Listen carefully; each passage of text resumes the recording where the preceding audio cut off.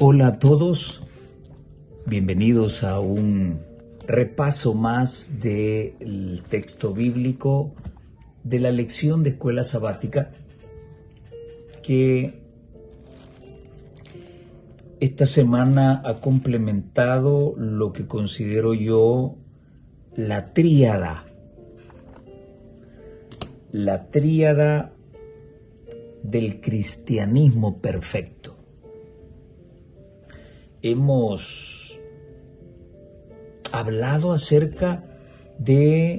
en 2 lecciones, hemos hablado acerca de la Biblia, la importancia de su estudio, y de igual manera hemos hablado en 2 lecciones sobre la oración.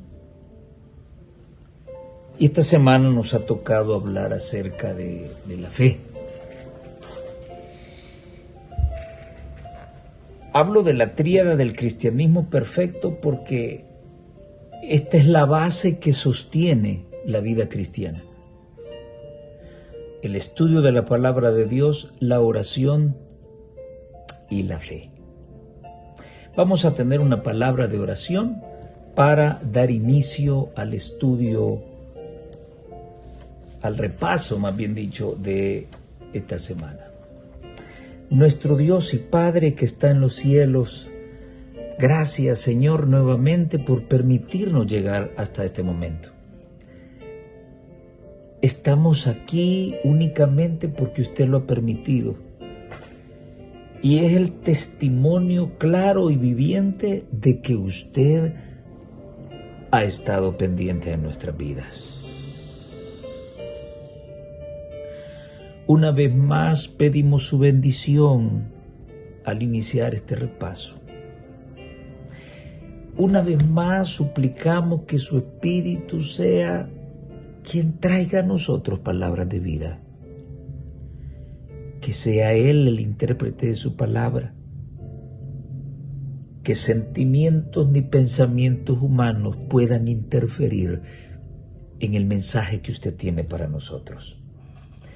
Nos ponemos en sus manos, Señor eterno, en el precioso nombre de Jesús. Amén y amén. Muy bien, lección número 8. Está caminando rápido el tiempo, ¿no? El tema de la lección se titula La fe. Cuando hablamos de fe, inmediatamente viene a nosotros el capítulo de la fe. Hebreos 11. Y de entrada en el versículo 1 se introniza el concepto de la fe con una filosofía celestial maravillosa de labios del gran filósofo cristiano Pablo. Es pues la fe la certeza de lo que esperamos, la convicción de lo que no se ve. ¿Cómo explicarlo? La fe es la materialización de aquello que tú estás esperando. Estás seguro que va a ocurrir, aunque no lo veas, aunque no creas que vaya a ocurrir. Interesante.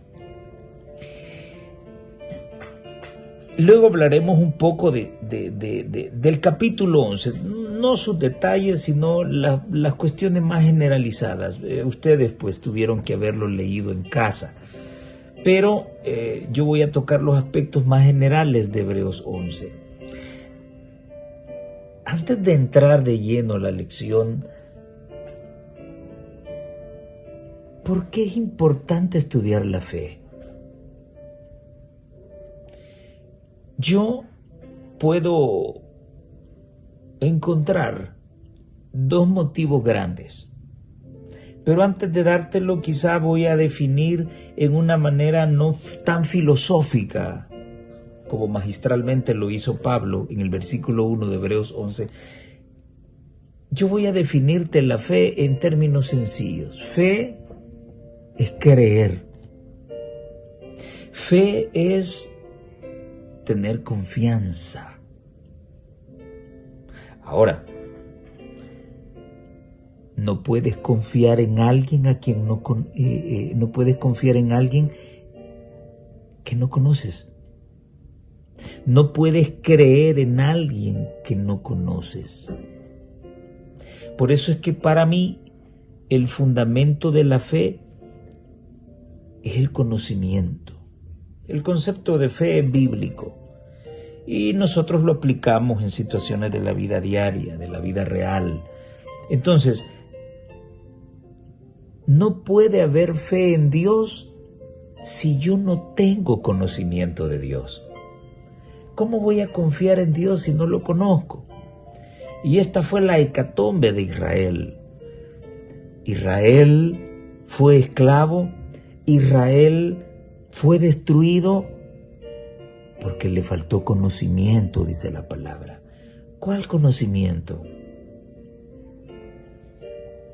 Si tenían la palabra, custodiaban la palabra, tenían la palabra profética allí acuñada, acompañando su recorrido hacia la tierra prometida, y esa palabra profética les hacía volver a la palabra escrita que habían desechado.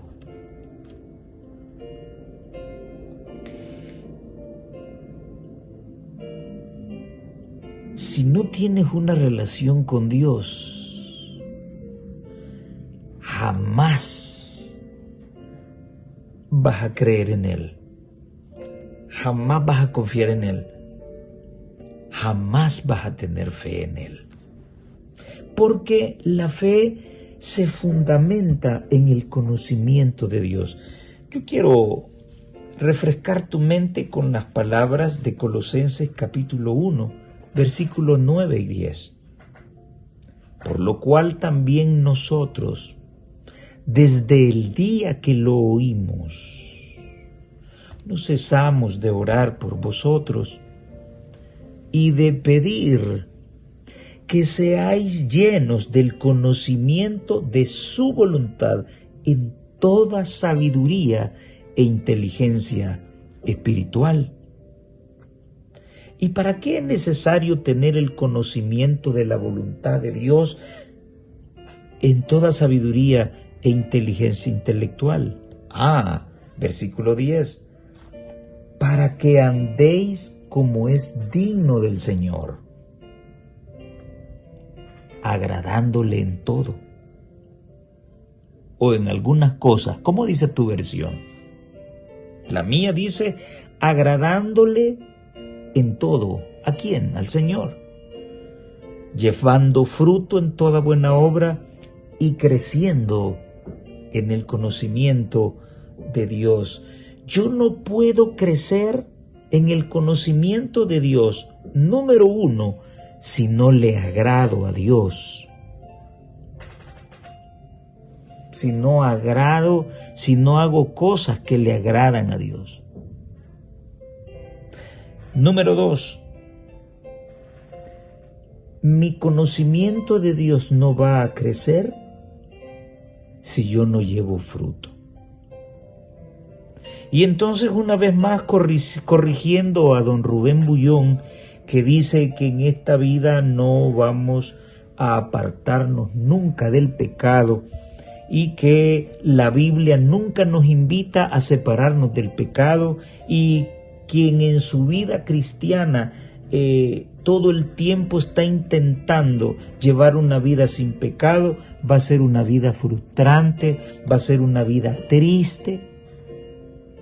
Corrigiendo eso, la palabra me dice que debo ser lleno del conocimiento de la voluntad de Dios, en pleno juicio de la sabiduría y la inteligencia espiritual.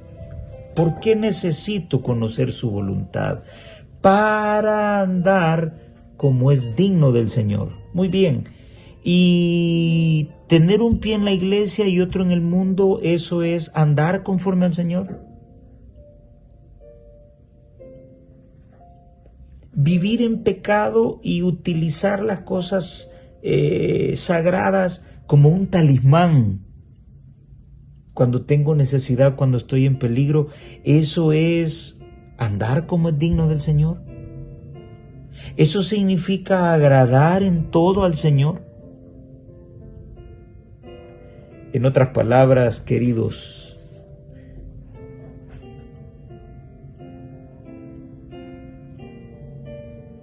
es menester,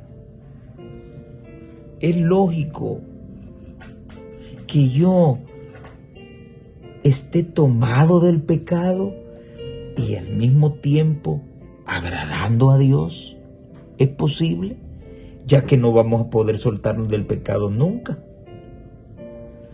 ¿Verdad que no es compatible esto con el pensamiento bíblico?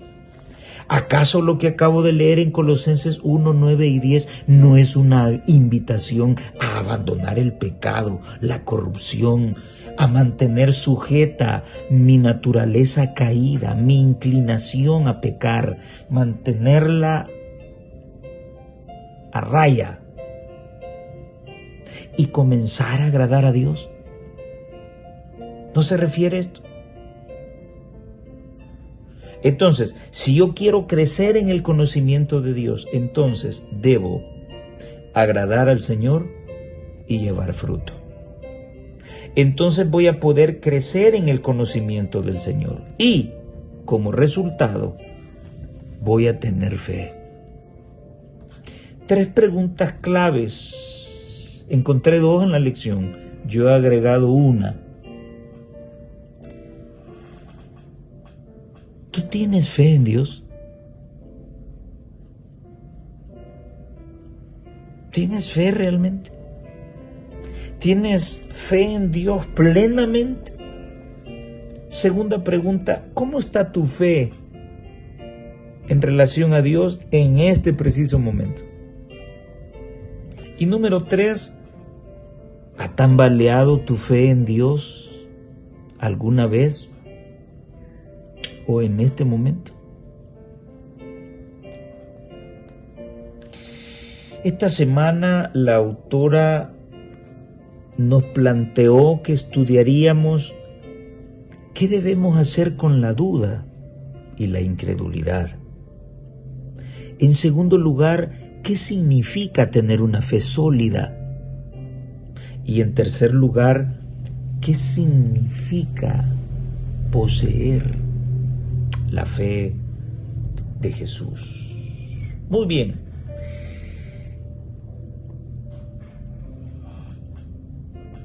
Muy bonita la parodia que usa la autora de que alguien dijo de que la fe es como el Wi-Fi. No la ves, pero tiene el poder de conectarte con lo que necesitas.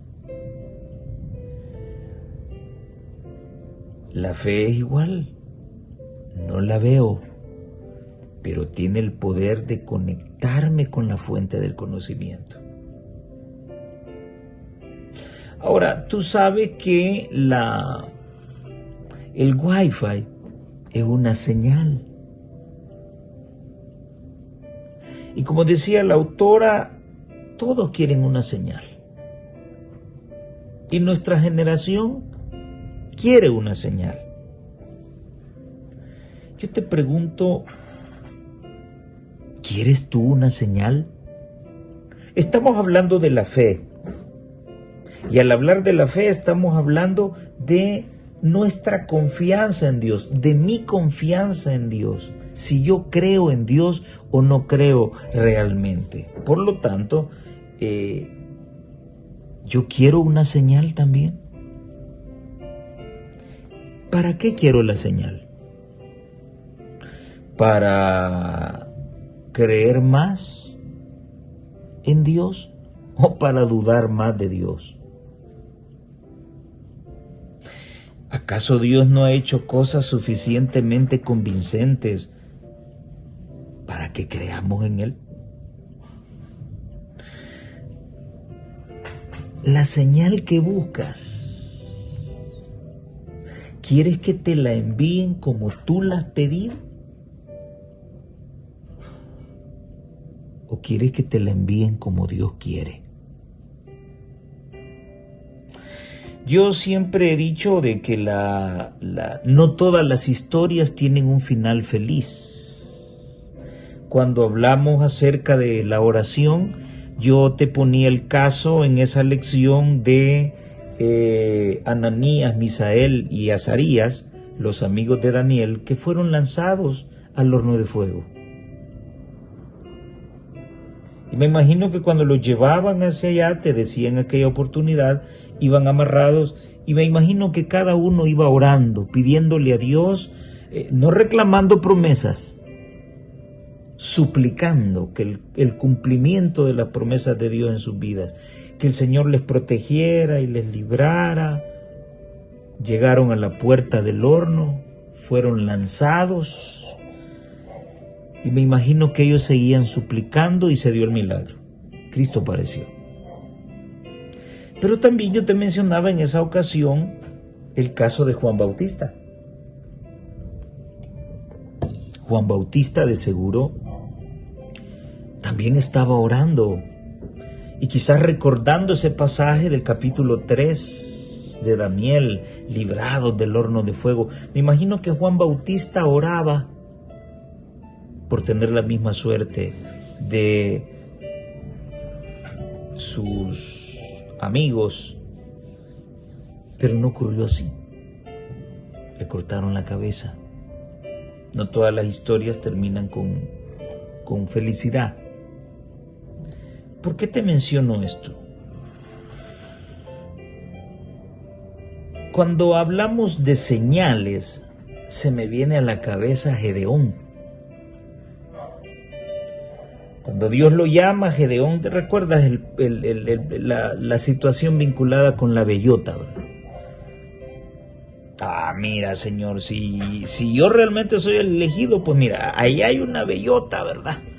Que en la bellota ahí, con el rocío de la noche, que la bellota esté seca y que todo alrededor esté bien mojadito, ¿verdad?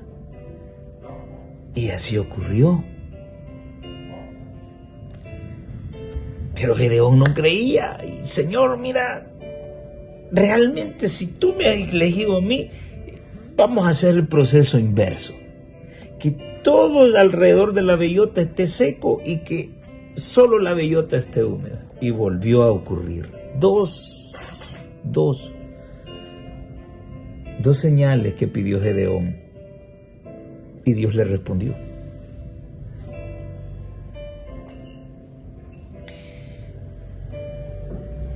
¿Cuántas necesitamos nosotros para creer que Dios nos ha elegido? 1, 2, 3. Y por otro lado, en este caso, por eso te decía, no todas las historias tienen un final feliz. En este caso, Dios le envió la señal a Gedeón exactamente como él había pedido. Pero yo te pregunto a ti, la señal que buscas, ¿la esperas como tú quieres o como Dios te la envía?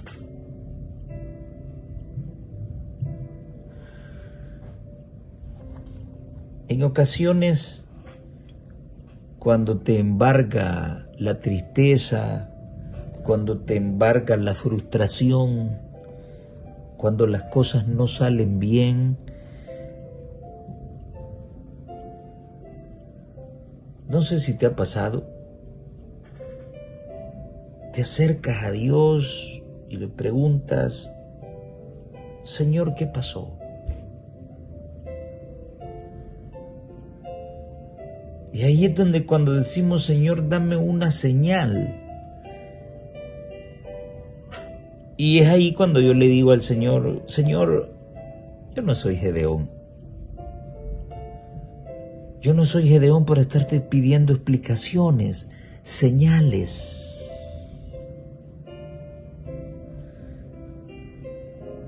que las cosas sean como tú digas. Solo dame la fuerza para resistir este mal momento por el que estoy pasando. Claro, para llegar a decirte que hago esto cuando estoy frente a la frustración es porque ya vengo golpeándome un par de veces, reclamándole a Dios, exigiéndole a Dios. Por eso que yo te digo que a mí esa palabrita así de reclamar, a mí no me gusta. Reclamar las promesas que Dios ha hecho. No. Tenemos que suplicar. ¿Quién soy yo para reclamarle a Dios? Ahora, quiero leerte un par de señales y quiero preguntarte si tú estás preparado para estas señales. Deuteronomio capítulo 8, versículo 2 y 3. Y con esto que vamos a leer vas a entender por qué te engañaron cuando te dijeron que cuando te hagas cristiano vas a ser la persona más feliz y no vas a tener problemas, así como allá el mundo evangélico lo plantea. ¿Recuerdas las palabras de Job a su esposa?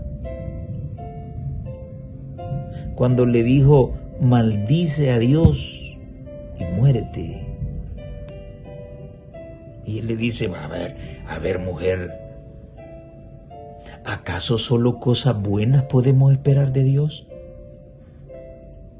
¿Acaso Él no tiene derecho sobre nosotros? ¿Acaso Él no tiene el derecho de enviarnos cosas malas también? Oye, qué tremenda esa confianza. Y sabes, seamos sinceros, el conocimiento de Dios, que es básico para que yo confíe en Él, porque no puedo confiar en alguien a quien no conozco, ese conocimiento se adquiere únicamente a través de una relación estrecha.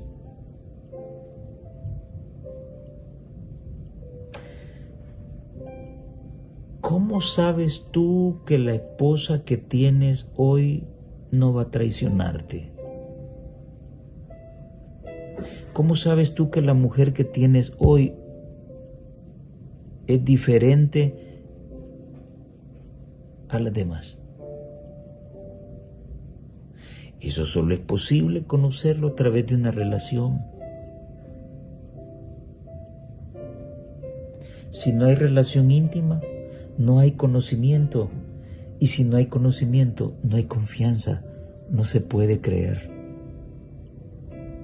Si nuestra fe con relación a Dios flaquea, si no creemos, si desconfiamos, entonces no vamos a tener fe en Él. Esta semana hemos estudiado el tema de la fe porque hay dos cosas importantes. Según Hebreos 11:6, sin fe es imposible agradar a Dios. Y segundo, según Efesios 2:8 y 9, no somos salvos por fe, somos salvos por gracia. Entonces, la fe, somos salvos por gracia por medio de la fe. Y aquí es donde yo digo, ¿de qué te sirve la fe si Dios ha decidido no salvarte? Yo creo en Dios, porque sí, pero no te voy a salvar, te dice Dios. ¿De qué te sirve la fe? No te sirve de nada. Somos salvos por gracia, porque Él lo ha decidido, no porque le damos lástima, no, es porque Él siente compasión de nosotros. Compasión y lástima son dos cosas diferentes. Es esa gracia, esa misericordia la que nos salva. Y el único instrumento para poder recibirla es la fe. Solo tienes que creer. Claro, si no tienes una fe sólida en Dios, ¿cómo vas a creer que Él te ha salvado? ¿Cómo vas a creer que el proceso de limpieza del pecado es real? Necesitas entrar en intimidad con Él a través del estudio de su palabra, a través de la oración, para que tu fe se fortalezca y realmente creas que eres salvo por esa maravillosa gracia. Ahora, ¿quieres señales? Muy bien, aquí te van las señales. Deuteronomio 8, 2 y 3. Y te acordarás de todo el camino por donde te ha traído Jehová tu Dios estos 40 años en el desierto. ¿Y cómo los había traído el Señor? Para afligirte, para probarte, para saber qué había en tu corazón, si habíais de guardar sus mandamientos o no. Versículo 3. Y te afligió, y te hizo tener hambre, y te sustentó con maná, comida que no conocías tú ni tus padres la habían conocido, para hacerte saber que solo de pan vivirá el hombre. No solo de pan vivir el hombre, sino de todo aquello que sale de la boca de Dios. He escuchado a algunos cristianos preguntarse, bueno, ¿y si Moisés estuvo delante de Dios 40 días y 40 noches, qué comía? A ver, estas son preguntas que nacen de la incredulidad. Es como hace un par de lecciones atrás escuchaba a un hermano que preguntaba, bueno, ¿y si en el principio no había nada y todo estaba en oscuridad, cómo le hizo Dios para crear al mundo? Son preguntas que nacen de la incredulidad. ¿Y cómo le va a hacer Dios para crear el mundo en la oscuridad si Él es la luz? ¿Necesita Dios luz para crear? No, porque donde Él asoma todo se ilumina. De igual manera, ¿por qué? ¿Cómo le hizo Moisés para estar 40 días y 40 noches delante de Dios? ¿Y qué comía? Bueno, en primer lugar, y Dios no tiene poder para prepararte una comida deliciosa. Eso para los que no pueden vivir sin comer. Pero por otro lado, ¿acaso Moisés no estaba delante del gran yo soy, delante del gran Dios de la vida? ¿Acaso necesitaría alimento? ¿Puede Dios sostenerte sin comida, sí o no? ¿Tiene el poder para hacerlo? Claro que lo tiene.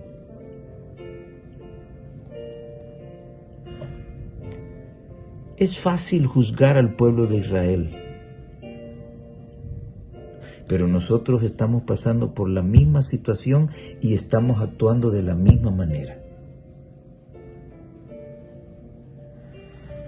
¿Recuerdan esas palabras de la sierva de Dios? No tenemos nada, pero absolutamente nada que temer de lo que está por venir, a menos que nos olvidemos cómo Dios ha venido con nosotros en el pasado. Cualquiera podría decir, no hombre, pero qué bárbaro el pueblo de Israel. Dios hizo 10 escenas maravillosas en Egipto, mandando esas plagas y demostrando que tiene mano poderosa y los libró. Era para que estuvieran callados y tranquilos cuando estuvieron atrapados entre el ejército de los egipcios y el Mar Rojo. Sin embargo, renegaron.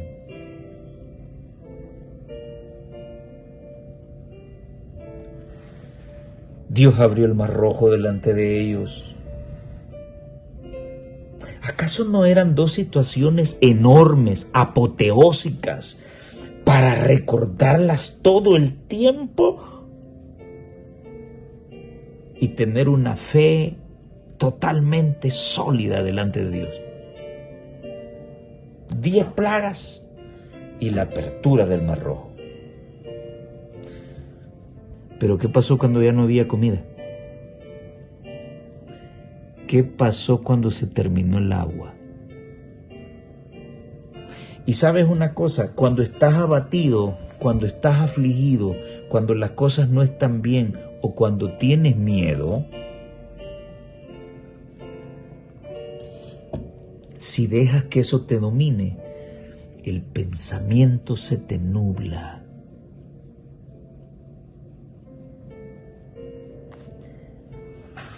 A Israel se le olvidó todo lo que Dios hizo por ellos para libertarlos. ¿Cuál fue el resultado? Comenzaron a renegar porque ya no había comida. Comenzaron a renegar porque ya no había agua. ¿A quién se le va a meter en la cabeza que Dios les va a hablar de liberación para ir a matarlos al desierto? Ridículo, ¿verdad? Pero es exactamente lo que ocurre en nuestra vida. ¿Cuántas veces hoy, en pleno siglo XXI, el Señor ha abierto el Mar Rojo delante de nuestros ojos? Y seguimos dudando. Y no estoy hablando de ti, ni estoy hablando de situaciones que he visto. Estoy hablando de mí. Estas semanas atrás han sido apoteósicas. Dios me mostró su gloria estas semanas atrás. Resolvió un problema de una manera increíble. Sin embargo,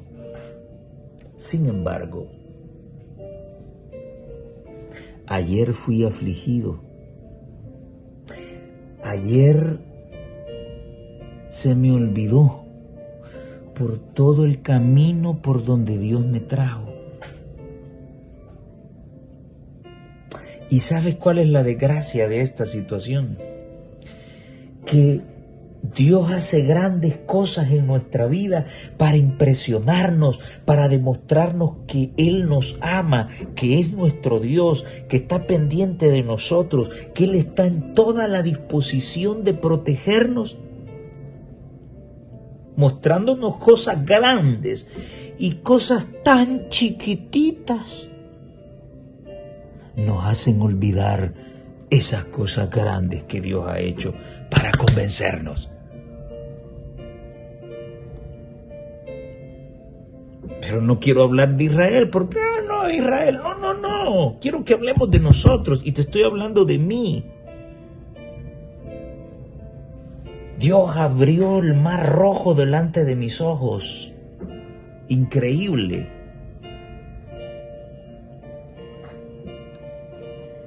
Y la bomba del carro de gasolina, la bomba de gasolina del carro hizo que se me olvidara todo. Sí. Tal vez fuera razonable que un Dios más grande y poderoso hiciera algo mucho más grande y poderoso de lo que Dios hizo por mí, y eso me hizo olvidar. No, son cosas pequeñas, son tonterías. ¿Y por qué ocurre eso? Porque no tenemos una relación fuerte con el Señor. En mi caso, no tengo una relación fuerte con Dios. Resultado, no logro terminar por conocer a mi Dios y por lo tanto mi fe va a flaquear. ¿O qué creías? ¿Que me eligieron para dar la lección sobre la fe porque soy el campeón de la fe? No. La práctica es otra cosa. Y yo quiero ser sincero contigo. Yo les he dicho que no quiero repetir como periquito la lección. Debe tener una connotación práctica. ¿Para qué vamos a venir a repetir en el repaso lo que ya estudiamos? No, apliquémoslo a nuestra vida. ¿Pasamos por esto? No pasamos por esto. ¿No ha abierto el Señor el mar rojo delante de tus ojos? ¿No has sido rescatado del cáncer? ¿No has sido rescatado del alcoholismo? ¿No has sido rescatado de las drogas? ¿No Dios te libertó de un accidente? El avión venía para abajo y increíblemente volvió a encenderse otra vez. ¿No Dios salvó tu hijo o tu hija de una enfermedad mortal? ¿No Dios ha salvado tu matrimonio? ¿Y qué es lo que te hace olvidar todo eso? No hay dinero, no hay abundancia, no hay comida, no me dieron el aumento que esperaba, tantas cosas pequeñas. Nos olvidamos que Dios hace grandes cosas en nuestra vida para decirnos quién es Él. Para que nosotros tengamos la confianza y la seguridad de que cuando tengamos un problema podamos acudir a Él con toda confianza. Ahora creo que con lo que leímos ya sabemos cuál es el objetivo de las pruebas, ¿verdad? El Señor quiere afligirnos. El Señor quiere probarnos. ¿Para qué? Para que nosotros... Él ya lo sabe. Él ya lo sabe.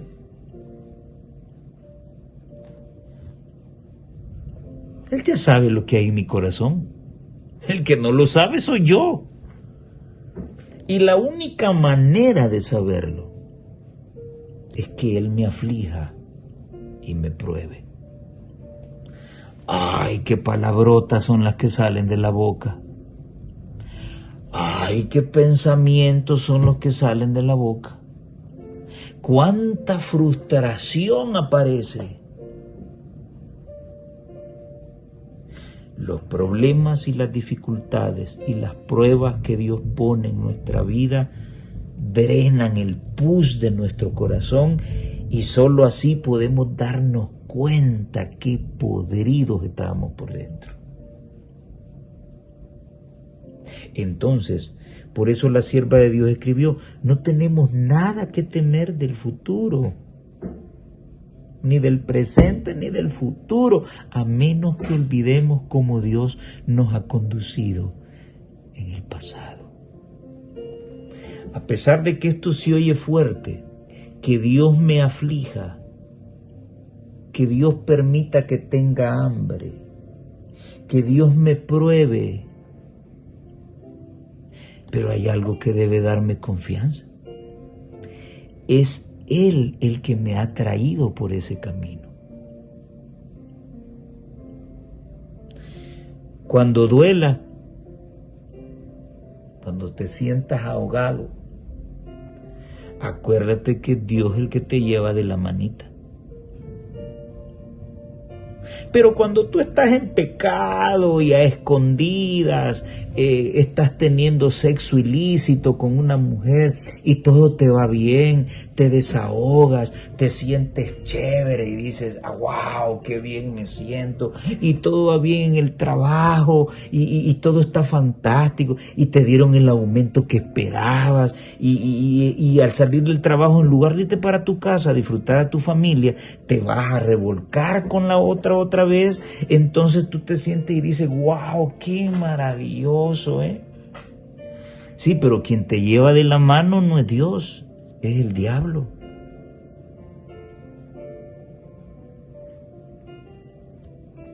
Pero también quiero hacerte ver una cosa.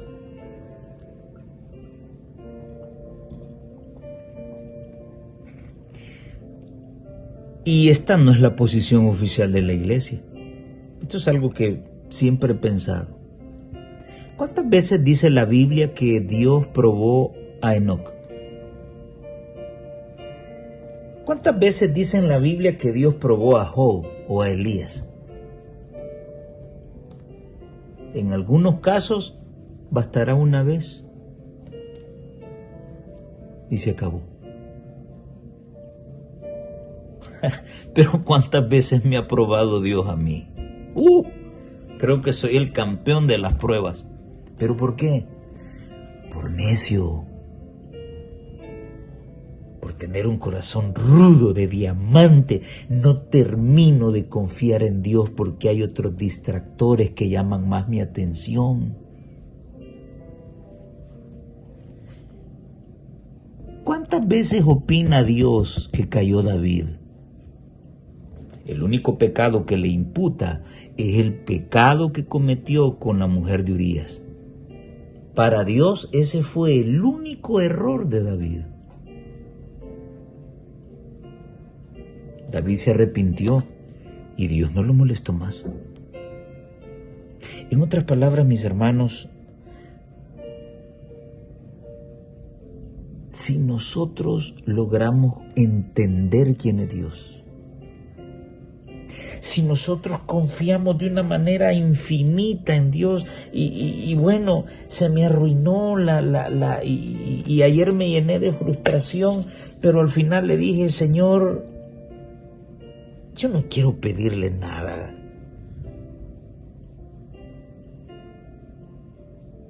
Ayer no había dinero. Mi carro lo tengo tirado por allá. Y dije, Señor, yo. Y bueno, y el domingo me encontré a alguien que de seguro me paró los cricos y me bajó los faroles del carro. No sé quién, un travieso. Y me frustré tanto y le dije, Señor, yo no voy a pedirle nada. No voy a exigirle nada. Usted sabe lo que necesito.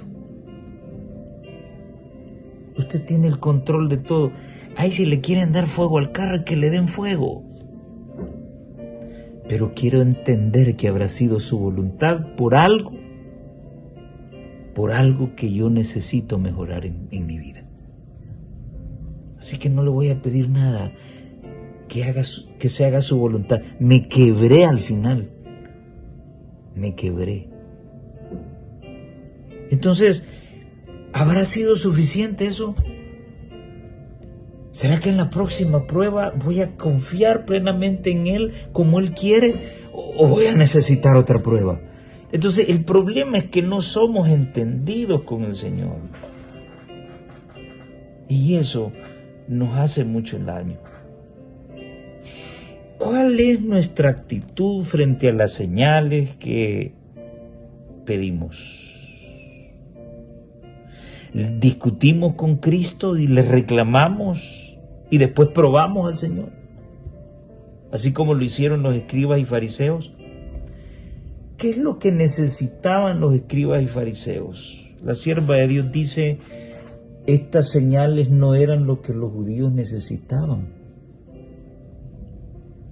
Ninguna simple evidencia externa podía beneficiarlos. Lo que necesitaban no era una ilustración intelectual, sino una renovación espiritual. Y ella dice, ¿podría ser que nosotros también necesitáramos una renovación espiritual? Una experiencia genuina, real, momento a momento con Dios. Los fariseos pidieron señales. Los discípulos le pidieron señales a Cristo. Nosotros en nuestra generación tenemos señales y la autora menciona todas las señales de Mateo 24. No, Señor, es que yo no te estaba pidiendo esa señal. ¿Y cuál estás pidiendo entonces? Señor, dame la señal de que voy a tener un BMW el otro año. Esas son las señales que creo. O lo que está de moda hoy en día, ¿verdad? Como el pastor Bullón dice de que él ama el fútbol. Pastor Bullón, papá. Ay, yo amo el fútbol y yo me pongo mi camiseta. ¿Y cómo está de moda eso? Ay, Señor, dame una señal para ver si Brasil va a ganar. Esas son las señales egoístas que pedimos. ¿Qué tipo de señales le pedimos a Dios para creer? Y la autora menciona, Mateo 24 no está llena de señales. Pero a nadie le importan esas señales. Cada quien disfruta por los intereses que tiene. Y así se los digo a mis alumnos en el aula. Ustedes no son tontos, tienen un maravilloso cerebro. El problema es que ustedes quieren centrar la atención solo en lo que les interesa. Y lo que les interesa no es el estudio, lo que les interesa son los juegos de video. Es divagar la mente, es no hacer nada, eso les interesa. Si con esa fuerza que se interesan hacer eso, se interesaran por estudiar, fueran maravillosos. Y ese es nuestro problema. No queremos más de Dios. Queremos señales para ver si vamos a ganar la casa que finalmente estamos esperando. Quiero señales para ver si este es el trabajo que voy a elegir o no. Todo vinculado con lo material. Quiero recibir señales a ver si me voy a sacar la lotería. Pero ¿qué con las cosas espirituales? Por eso te preguntaba, ¿para qué quieres señales? ¿Para creer más o para dudar más?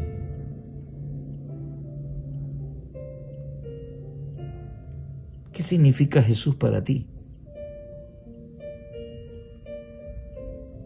Recuerda, si no hay una relación, no hay conocimiento, y sin conocimiento no hay fe. Así que tengamos mucho cuidado y tengamos mucho cuidado con las señales y pidamos a Dios una renovación espiritual, o sea, enfocarnos en las cosas que consolidan nuestra fe y no en las cosas que van a generar dudas. Así que cambiemos nuestra perspectiva con relación a las señales. Así que mientras pedimos señales para poder creer, en definitiva, y a la larga terminamos dudando más, porque tarde o temprano se nos olvida la señal que Dios nos envió, se nos olvida todo lo que Él ha hecho y terminamos flaqueando nuevamente y dejamos de creer. Por lo tanto, Jesús está viendo nuestra fe. Él conoce el tipo de fe que tenemos. No necesitamos engañarlo.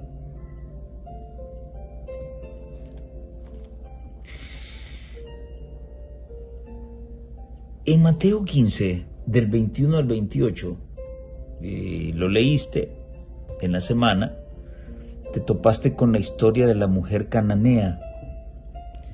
Y en Lucas 7, del 1 al 10, te topaste con la historia del centurión. Y sabes que esto es penoso e irónico porque creo que por aquí vamos a encontrar este pensamiento. Seguir a Jesús no significa tener fe. Mucha gente egipcia que escuchó que el pueblo sería trasladado a una tierra donde fluye leche y miel. No, hombre, unos se fueron no porque creyeron en el Dios poderoso de Israel, sino por la maravillosa tierra donde fluía leche y miel. Ellos querían ver eso. Eso es tener fe. Eso es creer en Dios.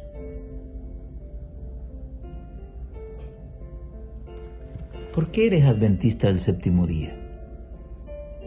O si perteneces a otra denominación religiosa, ¿por qué perteneces a esa denominación religiosa?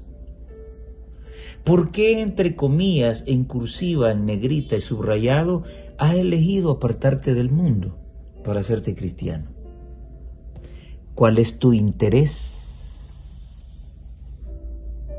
¿Cuál?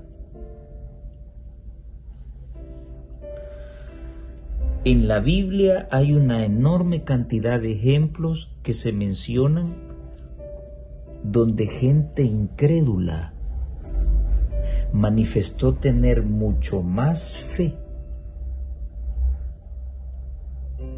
que los mismos seguidores del Señor. Bueno, recuerdas, una semana de estas hablamos de Naamán, que salió molesto porque Eliseo no lo recibió y todo eso. Y fue su sirviente quien le dijo: pero mi señor, si el profeta te hubiera pedido algo difícil, ¿acaso no lo hubieras hecho? ¿Qué cuesta irse al río y sumergirse las 7 veces? No pierdes nada con intentarlo. Incrédulo. Aquí tenemos una mujer donde Cristo está probando su corazón, ¿verdad? No es bueno que los perros vengan y tomen de la comida, del pan que se le da a los dueños de casa, a los que se sientan en la mesa. ¿Qué hubiera dicho yo si hubiese sido la mujer? ¿Y este es el maestro de maestros del que hablo? Me está diciendo perro, me está ofendiendo. ¿Conocen lo que esta mujer cananea hizo? Te lo voy a traducir. Sí, Señor, soy un chucho. Pero aún de esas migajitas que caen, nosotros nos beneficiamos. Vaya, dijo Jesús. Miren qué fe esta. Esa mujer tenía más fe que sus propios discípulos. El centurión: Señor, discúlpame porque te mandé a mis siervos. No me creí digno.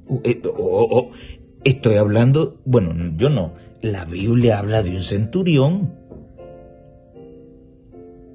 A ver, traduzcámoslo a nuestro tiempo. Un oficial del ejército, con todos sus rangos y medallas. Señor, discúlpame porque te mandé a mis sirvientes, pero es que no me sentía digno de estar delante de tu presencia. Tremendo. Y nosotros el sábado, ¿cómo entramos con un gran ímpetu a la iglesia?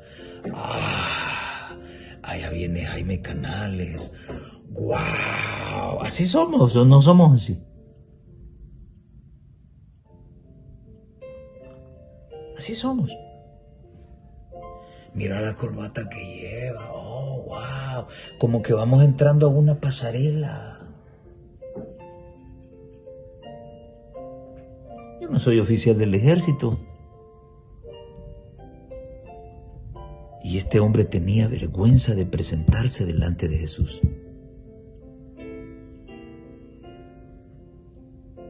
Así que discúlpame si te mandé a mis siervos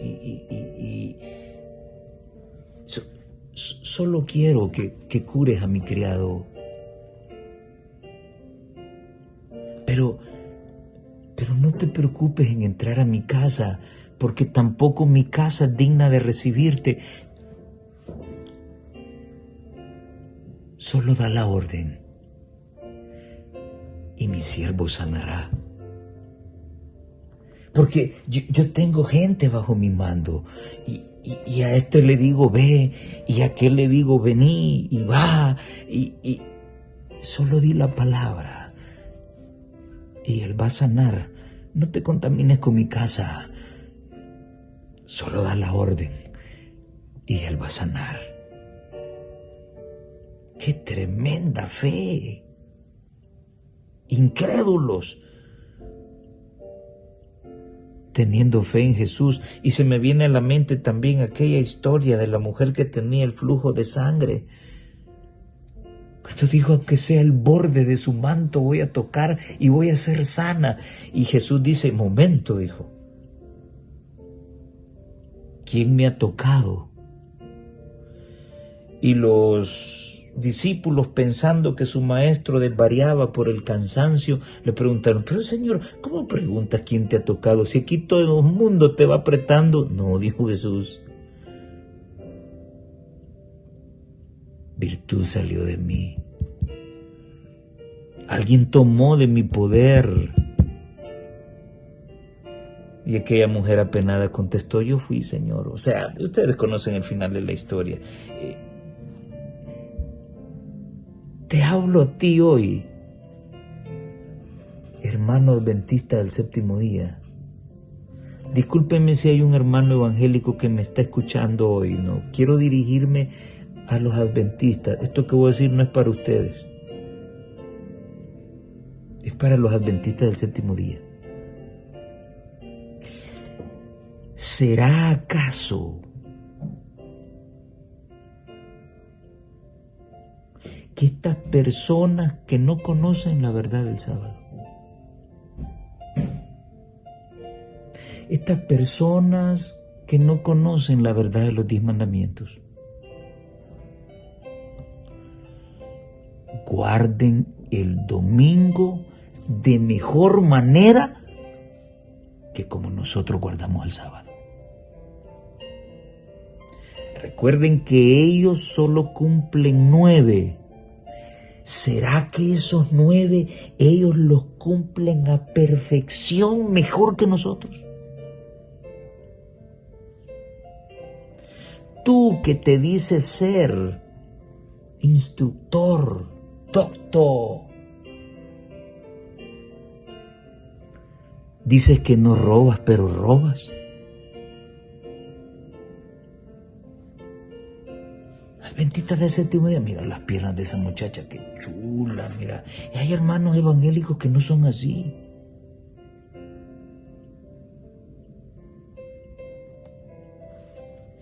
¿Será que aquellos que no tienen esa verdad llegan a su iglesia con un corazón más sincero y más bondadoso que nosotros? Hay mucha tela que cortar en esto. La fe tiene el poder de romper el orgullo que nos atormenta. Cuando te confrontas con Cristo es imposible no quebrantarse. ¿Seguir a Jesús es sinónimo de una fe sólida? No.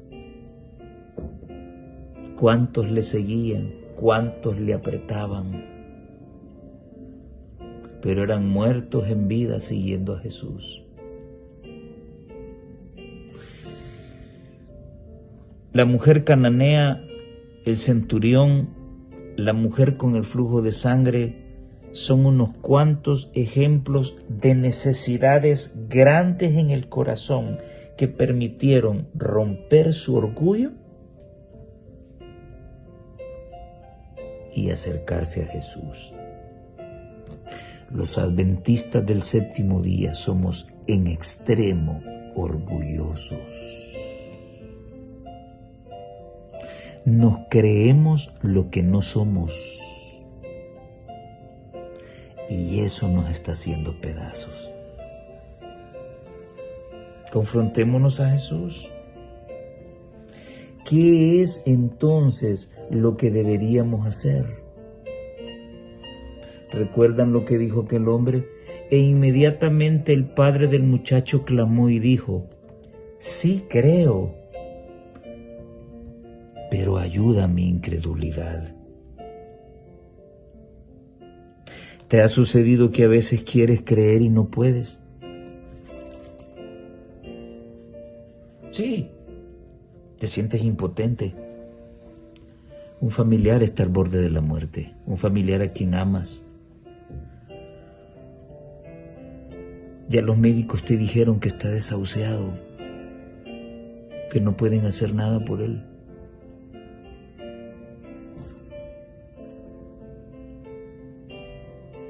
Quieres creer, pero no puedes. Porque el miedo, la tristeza, la angustia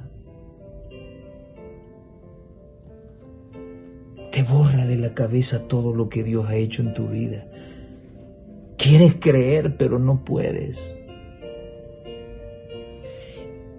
Y le puse así a esta pregunta porque es exactamente lo que ese padre le quiso decir a Jesús. Señor, yo quisiera creer, pero no puedo. Por favor, ayúdame en mi incredulidad. Sácame de ese estado. Hazme creer, por favor. El Espíritu Santo nos insta a creer. Satanás nos insta a dudar.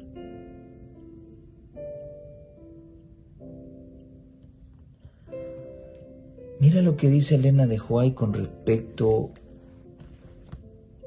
a esta situación. Ninguno llegará a un conocimiento salvador de la verdad mientras confíe en la dirección de la autoridad humana.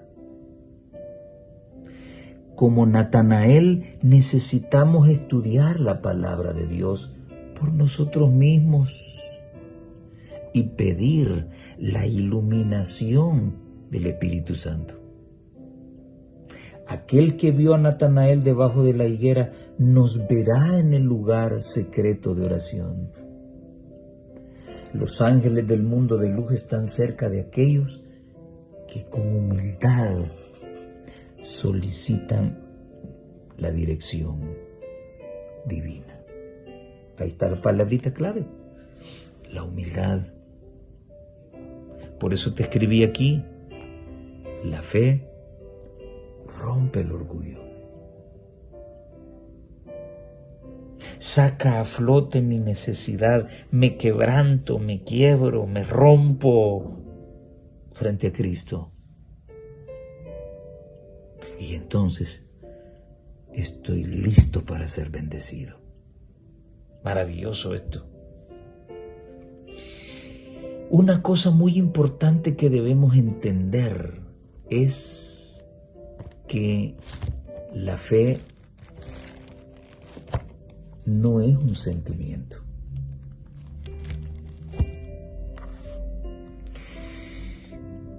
Y tenemos en Mateo 17:20 la fe como un grano de mostaza. La mostaza, la semilla más pequeña de todas las semillas. Dios no nos pide grandes cosas para que creamos en Él. Una pizca le basta.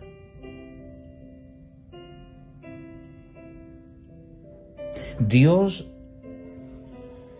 solo necesita una pizca de tu confianza para que Él haga grandes cosas en tu vida. Ay, si nuestra fe fuera como una semillita de mostaza, le podríamos decir a este monte, pásate aquí y este para allá. Ya estamos dudando, ¿verdad? Ya estamos dudando. ¿Qué creídos somos en la iglesia? Nos creemos esto y aquello porque andamos un rótulo aquí.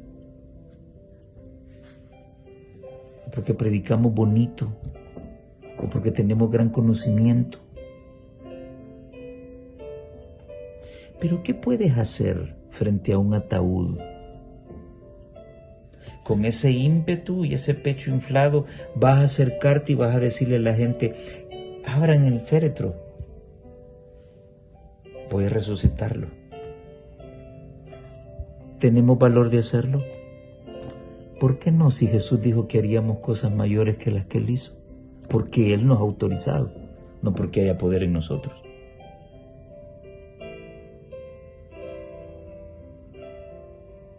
No creemos. No creemos. Una semillita de mostaza de fe necesitamos para hacer grandes cosas en el nombre de Dios. Triste. Dice la mensajera del Señor en primeros escritos, muchos no ejercitan la fe que es su privilegio y deber ejercitar, y a menudo esperan aquel sentimiento íntimo que solo la fe puede dar. El sentimiento de por sí no es fe. A nosotros nos toca ejercitar la fe, dice ella, pero el sentimiento gozoso y sus beneficios nos son dados por Dios. Ahora, aquí viene otra cosita interesante.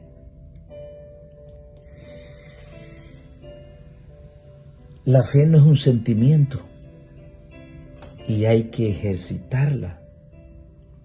¿Y cómo se ejercita la fe? Ah, Señor mío, dame más fe. ¿Sabes lo que estás pidiendo? Más pruebas. Porque la fe solo crece en la tribulación. ¿Cómo va a crecer la fe si todo va bien en tu vida? ¿Cómo va a desarrollarse tu fe si todo te sale bien siempre? En la angustia, en la tribulación, en los problemas, allí debemos desarrollar nuestra fe. Ese es el fuego que desarrolla nuestra fe. Por lo tanto, la fe no es un sentimiento, la fe es acción. Interesante eso.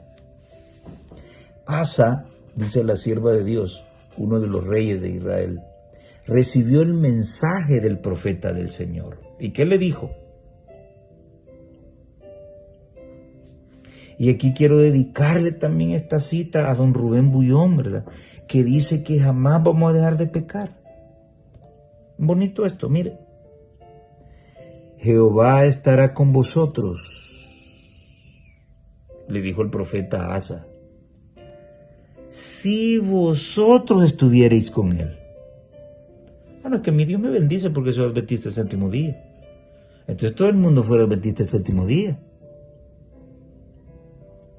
Jehová estará con vosotros si vosotros estuviereis con él. Y si le buscareis, será hallado de vosotros. Mas si le dejareis, él también os dejará. Segunda de Crónicas 15:2. ¿Y qué significa dejar a Jehová? Preferir el pecado que preferirlo a él. Entonces, como nunca nos vamos a poder librar del pecado en esta tierra, entonces quiere decir que yo jamás voy a encontrar a Dios. Él jamás va a estar conmigo. ¿Logran entenderlo? Vuelvo a repetir algo que he dicho en otras ocasiones. Dios no va a hacer por nosotros lo que nosotros podemos hacer por nosotros mismos. La autora de la lección dice, los sentimientos nunca deben dominar nuestra experiencia religiosa ni nuestra relación con Dios. ¿Quién te ha dicho a ti que cada vez que vas a hablar con Dios y vas a orar en ese rincón especial, siempre tienes que llorar? ¿Quién te ha dicho eso?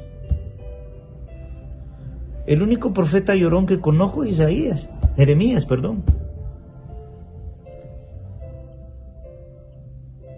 Y en el mundo evangélico no oran si no están llorando. Cuidado con los sentimientos. Hay ocasiones en que la palabra impacta tanto y esa atmósfera de la presencia de Dios impacta tanto que llora, pero no tengo que provocarme yo el llanto. Porque la fe no es sentimiento, porque la experiencia religiosa no es sentimiento. El apóstol Pablo nos habla de un culto racional, con la razón. Es precisamente cuando pensamos que estamos alejados de Dios, cuando necesitamos ejercitar nuestra fe e invocarlo como lo hizo aquel padre en Marcos 9:24. Señor, yo quiero creer, pero no puedo. Ayúdame en mi incredulidad. Qué maravilloso. Hebreos 11, que tú lo leíste también, no lo voy a leer yo. Es una síntesis rápida de hombres y mujeres que se caracterizaron por su fe. No dudaron, no hicieron preguntas. Abraham, vete de tu tierra y de tu parentela al lugar que yo te voy a señalar. Pero ese lugar no parecía. Y ese hijo de la promesa tampoco. Pero la diferencia es que era Dios quien está hablando. Los hombres somos mentirosos. Dios cumple su promesa. Cuando vino el cumplimiento del tiempo, Dios envió a su Hijo. Cuando se cumplió el tiempo de todas las vicisitudes y la esclavitud del pueblo de Israel, Dios los libertó. Él cumplirá su promesa en nosotros si nosotros lo buscamos. Si no lo buscamos, Él se va a alejar de nosotros, así como lo hizo con Sansón. Eso debe quedar muy claro. Hebreos 11 es el resumen de hombres y mujeres de fe que ejercitaron su fe estableciendo una relación íntima con Dios. No eran teólogos, no eran PhD, eran simple y sencillamente hombres y mujeres con el deseo de encontrarse con Dios y establecer una relación íntima. Recuerda entonces que cuando pides fe, estás pidiendo ser probado. Tremendo eso. Es algo sensacional. Los que se asocian íntimamente con Dios, dice la sierva del Señor, pueden no ser prósperos en las cosas de esta vida. Pueda que no tengan dinero. Los que se asocian íntimamente con Dios a menudo pueden pasar por pruebas y aflicciones muy severas. José fue calumniado y perseguido porque decidió conservar su virtud e integridad. David, aquel siervo escogido de Dios, fue perseguido por sus malvados enemigos como si hubiera sido una bestia de presa. Daniel fue lanzado al foso de los leones porque se mostró fiel e inconmovible en su lealtad a Dios. Aunque a Job lo despojaron de sus posesiones mundanales y afligieron su cuerpo de tal manera que sus familiares y amigos llegaron a aborrecerlo,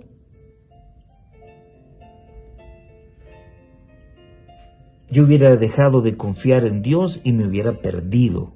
Pero ¿cuál fue la actitud de Job? Él conservó su integridad y su fidelidad a Dios. Jeremías hablaba únicamente las palabras que Dios colocaba en su boca. Y su claro testimonio airó de tal manera al rey y a los príncipes que lo arrojaron en una mazmorra repugnante. A Esteban lo apedrearon porque no dejaba de predicar a Cristo crucificado. A Pablo lo encarcelaron, lo azotaron con varas, lo apedrearon y finalmente lo mataron porque fue un mensajero fiel en llevar el evangelio a los gentiles. El amado Juan fue deportado a la isla de Patmos por causa de la palabra de Dios y el testimonio de Jesucristo. No tenían dinero, tuvieron aflicciones. Y oye, Rubén Bullón, oye, tú dices que la Biblia en ningún momento invita a que nos alejemos del pecado y que quien hace eso, de alejarse del pecado, siendo cristiano, va a tener una vida infeliz y desgraciada. Aquí hay un grupo de gente que fue perseguida, fue apedreada, fue asaeteada, fue latigada, pero su fe se mantuvo siempre de parte de Dios. Pero yo ya no quiero ir a la iglesia porque el hermanito tal me trató mal a mis hijos.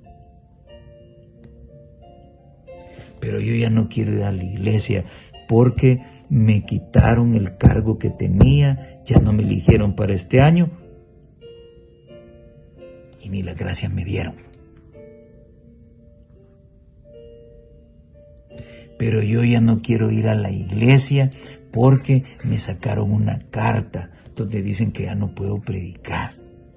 Esas son las cositas que a nosotros nos alejan de Dios. Por eso es que aquel que tiene una relación íntima con el Señor llega a adoptar las palabras de Pablo cuando dijo: ¿quién nos separará del amor de Cristo? Y comienza a mencionar cosas grandes: hambre, persecución y hasta la muerte. Y nosotros con una mala mirada nos queremos alejar de Dios. ¿Verdad que somos cobardes? Por eso es que necesitamos una renovación íntima. La sierva de Dios dice que Juan fue deportado a la isla de Patmos por causa de la palabra de Dios y el testimonio de Jesucristo. ¿Qué es la fe de Jesús? No estoy hablando del librito que usamos para llevarle la doctrina a gente que no pertenece a la iglesia, no. La fe de Cristo, así como la fe de Jaime, la fe de Jesús. ¿Qué es eso? Apocalipsis 14:12, aquí está la paciencia de los santos, los que guardan los mandamientos de Dios y tienen la fe de Jesús. Dice la autora de la lección con respecto a esto: tener la fe de Jesús significa no solo ser obediente a Él y a su palabra,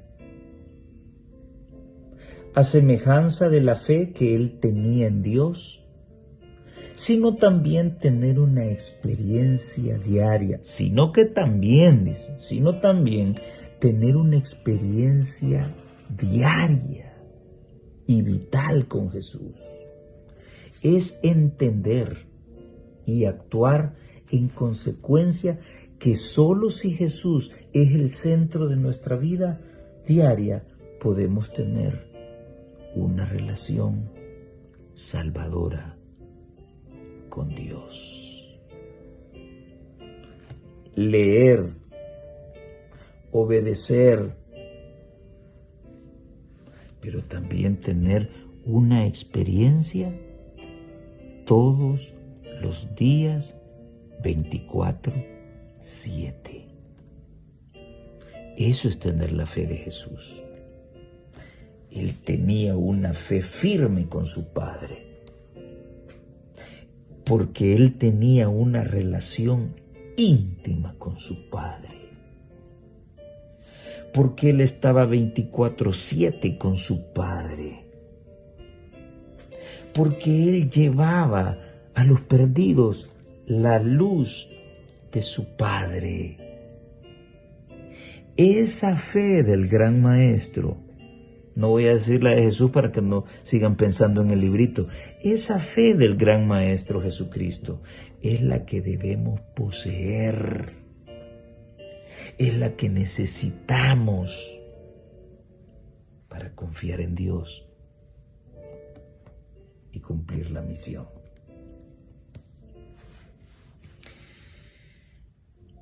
¿No entiendes sobre profecía?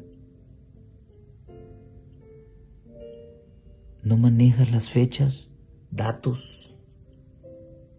No te preocupes. Lo que necesitas es la fe de Jesús.